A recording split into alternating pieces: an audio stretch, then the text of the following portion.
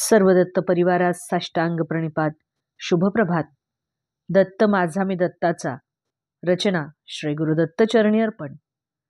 माऊलींनो, video आवडल्यास like करा, share करा आणि सबस्क्राईब करा व व्हिडिओ शेवटपर्यंत जरूर ऐका.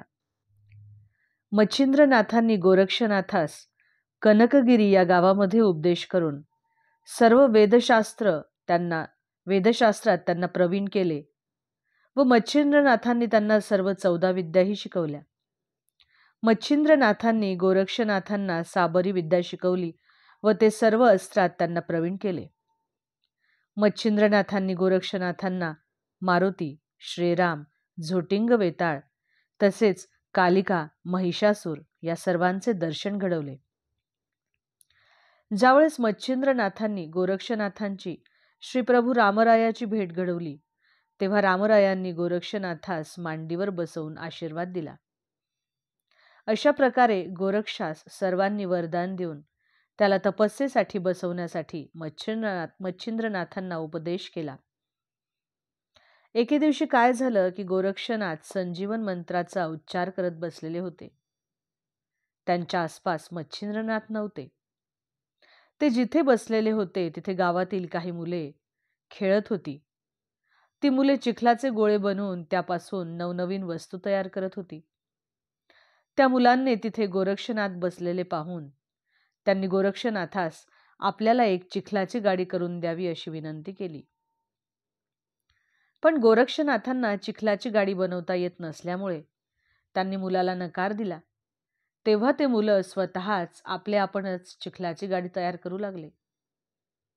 पण ती गाडी पूर्ण झाल्यावर त्या गाडी चालवण्यासाठी एक गाडीवान त्या मुलांना हवा होता. त्यामुळे त्यांनी गोरक्षनाथास पुन्हा एकदा एक गाडीवान बनवून देण्यासाठी विनंती केली. तेव्हा गोरक्षनाथांनी मुलांची विनंती मान्य करून एक चिखलाचा गोळा घेऊन त्यापासून एक पुतळा बनवायला सुरुवात केली. व पुतळा बनवता बनवता गोरक्षनाथ संजीवन मंत्राचा उच्चार करत होते. गोरक्षनाथ जो पुतळा तयार करत होते त्या पुतळ्यापासून अर्थातच गहिनीनाथांचा अवतार होणार होता हे पूर्वसूचित असल्यामुळे कदाचित गोरक्षनाथांना ही बुद्धी घातली असावी. जेव्हा सर्व पुतळा तयार झाला चिखलाचा त्यावेळेस करभंजन म्हणजेच नवनारायणांपैकी एक यांनी संधी साधून त्या पुतळ्यामध्ये प्रवेश केला. त्यांनी त्या मातीच्या पुतळ्यामध्ये प्रवेश केल्याबरोबर तो मातीचा पुतळा मानवाप्रमाणे रडू लागला.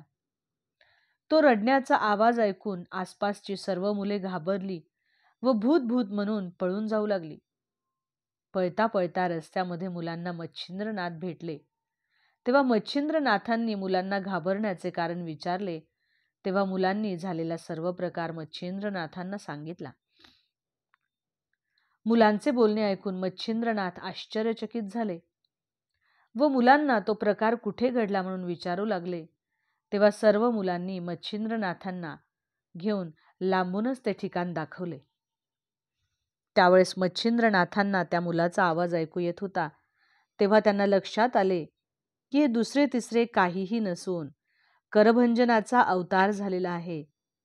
तेव्हा मच्छिंद्रनाथाने त्या मुलाला कडेवर घेऊन जात असताना ते गोरक्षनाथास हाका मारू लागले. झालेला सर्व प्रकार पाहून गोरक्षनाथ एका घरामध्ये लपून बसलेले होते. गोरक्षनाथास मच्छिंद्रनाथाच्या जवळ येण्यासाठी सुद्धा भय वाटत होते. झालेला प्रकार मच्छिंद्रनाथांनी गोरक्षनाथास विचारल्यावर गोरक्षनाथांनी सर्व वृत्तांत मच्छिंद्रनाथांना सांगितल्यावर मच्छिंद्रनाथांना अतिशय आनंद झाला. त्यांनी गोरक्षनाथांना सांगितले की जसा तू गौऱ्यामधून झालास त्याचप्रमाणे तू संजीवन मंत्र म्हणल्यामुळे त्या पुतळ्यामध्ये करभंजनाने प्रवेश केला. ते भूत नसून तो मनुष्यच आहे. असे सर्व वर्तमान सांगून मच्छिंद्रनाथांनी गोरक्षनाथांची भीती पळवून लावली व आपल्या आश्रमामध्ये जाऊन त्या मुलास गाईचे दूध आणून पाजले. झालेला सर्व प्रकार सर्व गावकऱ्यांना कळाला व सर्व गावकरी मच्छिंद्रनाथांच्या आश्रमात त्या मुलास बघण्यासाठी आले. इथून पुढे मच्छिंद्रनाथ तीर्थाटनास जाताना त्या मुलासही घेऊन फिरणार व त्या मुलाचे आई बाबाविन हाल होतील असे सर्वांनी मच्छिंद्रनाथांना सुचवले व त्याला कुणाच्या तरी सुपूर्त करून त्यांचे लालन पोषण व्हावे असेही सर्व गावकऱ्यांनी मच्छिंद्रनाथांना सांगितले. त्या गावामध्ये मधुनाभा नावाचा एक ब्राह्मण राहत होता. त्याच्या बायकोचे नाव गंगा होते व त्या उभयतास मूल बाळ नव्हते. ते दोघेही या बाळाचा अत्यंत चांगल्याप्रमाणे प्रतिपाळ करतील असा सर्वांना विश्वास वाटत होता. म्हणून मच्छिंद्रनाथांनी त्या बाळास त्या दोघांच्या हाती देऊन सांगितले की तुम्ही याचे अत्यंत चांगल्या पद्धतीने पालन पोषण करा, ज्यामुळे तुमचेच कल्याण होणार आहे. पुढे 12 वर्षानंतर गोरक्षनाथ तुम्हाला भेटून ते या मुलास अनुग्रह करतील असे सांगून मच्छिंद्रनाथांनी ते बाळ त्या दोघांच्या हाती दिले.